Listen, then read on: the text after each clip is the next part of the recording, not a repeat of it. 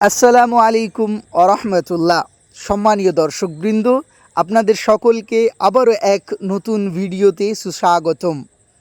আজ আমরা চলে এসেছি শহরের কোলাহল থেকে একটু দূরে, প্রকৃতির কোলে এক অসাধারণ এবং অনন্য একটি জায়গা, যার নাম রোদ্দুর রিসর্ট। এই রিসর্টটি মশাট থেকে 4 কিলোমিটার দূরে অবস্থিত। মশাট থেকে ডানকুনি যাবার পথে 4 কিলোমিটার অতিবাহিত করার পরেই আপনি দেখতে পাবেন এই সুন্দর ও আকর্ষণীয় রিসর্টটি, যা আপনার মন মুগ্ধ করবে। আপনি দেখেই বুঝতে পারবেন পুরো রিসর্টটি সাজানো হয়েছে প্রকৃতির উপাদান বাঁশ দিয়ে, আর সেই বাঁশের নকশায় ফুটে উঠেছে গ্রামের সরলতা আর আধুনিক ডিজাইনের অসাধারণ মিশ্রণ। চলুন এবার আমরা প্রবেশ করছি সেই অসাধারণ রিসর্টে। প্রবেশের মুহূর্তেই চোখে পড়ল বাঁশ দিয়ে সাজানো এক অপূর্ব সৌন্দর্য। চারপাশে সবুজ আর প্রকৃতির নকশার এমন মেলবন্ধন যেন চোখে পড়লেই হৃদয়টা শান্তিতে ভরে ওঠে। মন যেন আপনি আপনি বলে ওঠে, আহ, এটাই তো চাইছিলাম। আজকের দিনটি একটি বিশেষ বটে, কারণ আজ মাধ্যমিক পরীক্ষার শেষ দিন। তাই ছাত্রছাত্রীদের ভিড় একটু বেশি চোখে পড়েছে। সবাই যেন ক্লাসের চাপমুক্ত হয়ে আনন্দেই মেতে উঠেছে। রোদ্দুর রিসর্ট আর শুধু নাম নয়, আজ যেন এটা হয়ে উঠেছে ছাত্রছাত্রীদের হাসি আর খুশির এক মিলনস্থল।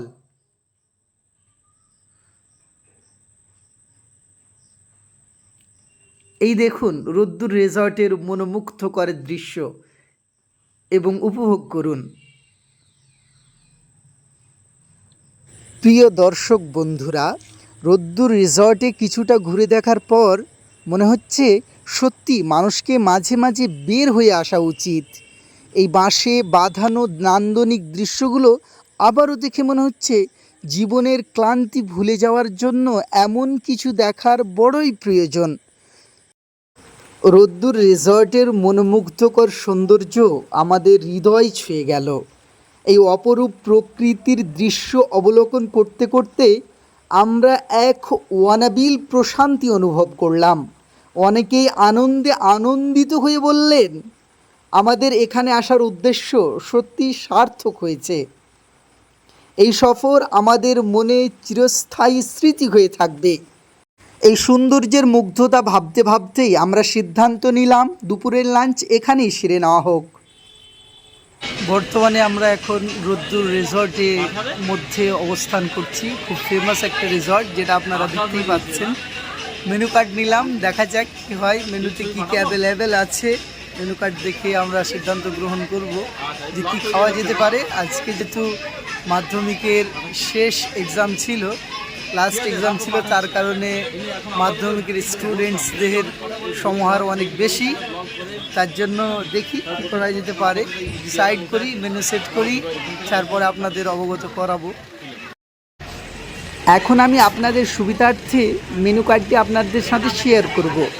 আপনারা যারা এখানে আসতে ইচ্ছুক, তাই ভিডিওটি স্টপ করে মেনু কার্ডটি দেখে নিতে পারেন যে মেনুতে কী কী অ্যাভেলেবেল আছে।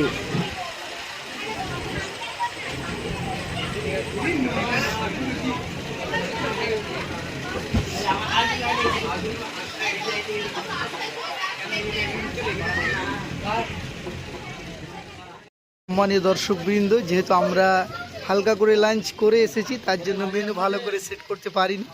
এই মেনুতে শুধুমাত্র বিরিয়ানি রেখেছি, গ্রিন স্যালাড আর আপনার একটি জলের বোতল, বাস। আর সেই কারণে আবার দেখি ইনশাল্লাহ আবার খুব শীঘ্রই এখানে আমরা আবার আসবো, তখন মেনু একটা খুব ভালো করে সেট করা হবে।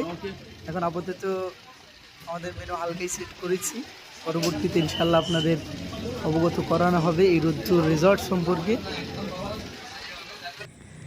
আমার প্রিয় বন্ধু হাফিজ সেলিম মাল্লিক, সে আমাকে সাজেশন দিলেন যে এই রকম মনোমুগ্ধকর দৃশ্যে এবং হাতে যদি 1 কাপ করে মালাই চা হয়ে যায়, তাহলে এর আনন্দ যেন দ্বিগুণ হয়ে যাবে। তাই আমি অর্ডার করলাম চা।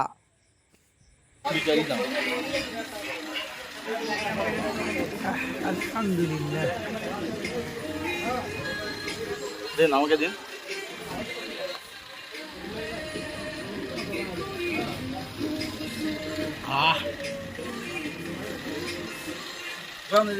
কিছুক্ষণ স্বর্ণালী সময় অতিবাহিত করার পর এবার আমরা রওনা দিলাম আমাদের গন্তব্যের উদ্দেশ্যে। বিশেষ করে আমি আপনাদের জানাতে চাইব, যারা এই মনোরম রিসর্ট আসতে ইচ্ছুক তাদের সুবিধার্থে রোদ্দুর রিসর্ট অবস্থিত মশাট থেকে প্রায় 4 থেকে 5 কিলোমিটার দূরত্বে ডানকুনি যাওয়ার পথে লেফট সাইডে এর অবস্থান। District Hooghly district.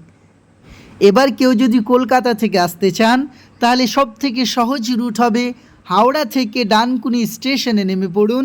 সেখান থেকে রিসর্ট 5 থেকে 7 কিলোমিটার দূরত্বে অবস্থিত। আপনি সবসময় বাস পেয়ে যাবেন, অটো পেয়ে যাবেন, আপনি চাইলে সেখান থেকেও আসতে পারেন। আজকের ভিডিওকে আমি আর দীর্ঘায়িত করছি না। আপনাদের ভালোবাসা আর দোয়ায় আবার ফিরে আসব নতুন কোনো জায়গায়, নতুন কোনো অভিজ্ঞতায়। পরবর্তী ব্লগে আবার দেখা হবে।